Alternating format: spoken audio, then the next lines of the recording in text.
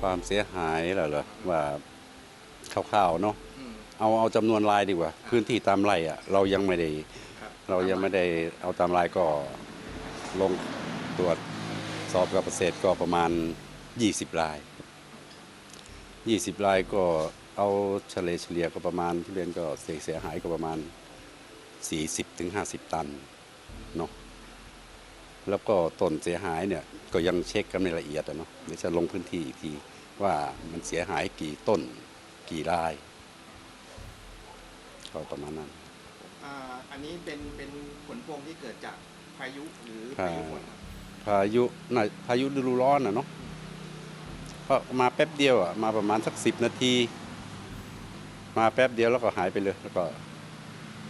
มันก็เสียหายแล้วมาไม่นานลักษณะที่เข้ามานี่เป็นลมหรือเป็นพายุครับเป็นฝนหรือยังไงครับเป็นฝนผสมลมมาเลยมาพร้อมกันเลยก็น่าจะเป็นพายุฤดูร้อนเพราะว่าเราไม่เคยมีปีนี้ไม่เคยมีเพิ่งมีครั้งแรกนี่แหละจากการลงพื้นที่สำรวจข้อมูลแล้วทั้งจังหวัดนี่ได้รับทราบข้อมูลหรือยังแล้วจะคาดว่าจะมีแนวทางการช่วยเหลือยังไงก็ต้องดูทางเกษตรเขาอีกทีเนาะว่าทางเกษตรเขาจะมีทางช่วยเหลือเราอย่างไรเพราะว่า